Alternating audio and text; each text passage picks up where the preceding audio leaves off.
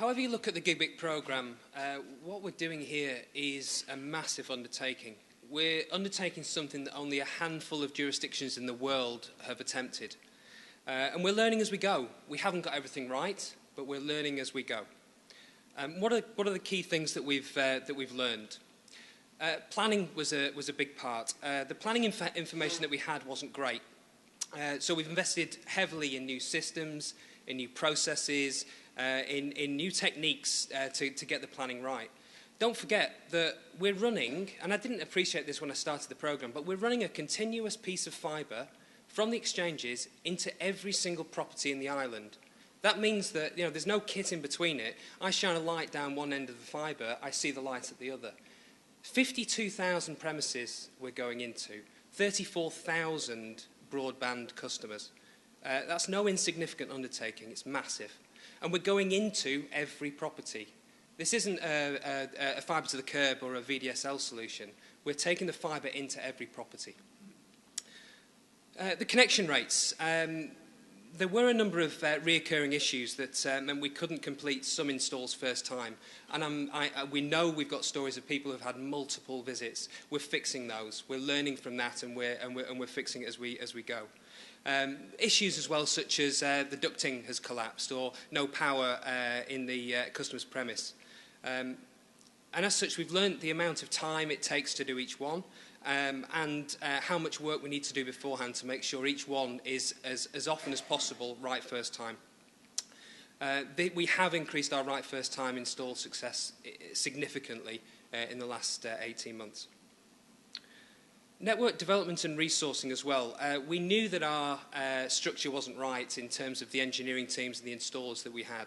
So we worked with our partner CH2M Hill and we restructured the workforce completely. Now, this activity's doubled the throughput that we're managing to send through, and with less people on the programme. We now have a workforce that's back up to around sort of 105 people. That's 105 locals who are employed on the island to deliver fibre. We've trained, and they're delivering fibre to the island. Also offering things like evening work, evening installs, and weekend installs to suit customers' demand. Project management and teams. Some of the project management techniques were suboptimal. So JT drafted in Greenlight to help with that.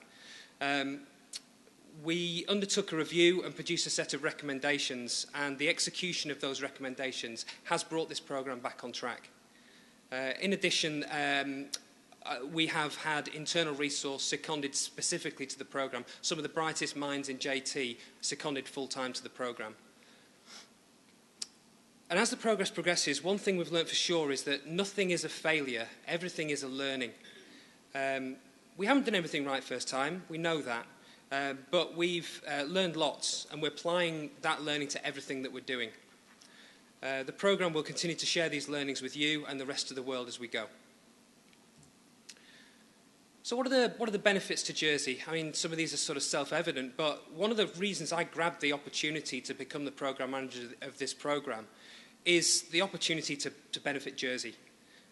However you look at what we're doing here, ubiquitous fibre to each and every broadband customer on the island is exciting. It's a monumental goal that we have here. It's part of the future of Jersey, and I had the opportunity to be at the helm. We're leaving a legacy here for our kids, and that's one of the reasons why I'm here on the programme.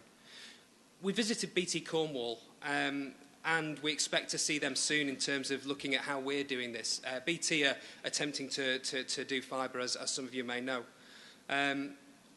A lot of what happened over there was when we found something was too difficult, it would stop there and be shelved, or it would just end up in VDSL or fibre to the curb.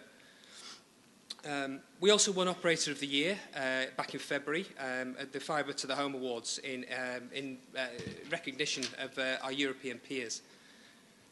Dave Newbold, the Gigabit Director and my boss on this programme, he can't be here tonight because he's in Amsterdam at the Broadband World Forum, where he's presenting one of the sessions, and he's taking part in a panel discussion. And tomorrow night we're up for an award alongside Cisco in terms of the best broadband partner, which we're hoping to win. Tim, as he mentioned, was recently in Israel, where he attended a conference, and we're able to support Locate Jersey in their positioning of Jersey as the jurisdiction of choice to do business in Europe. And we've had some interesting conversations with Israeli businesses who may be interested in coming to test in the JT Lab.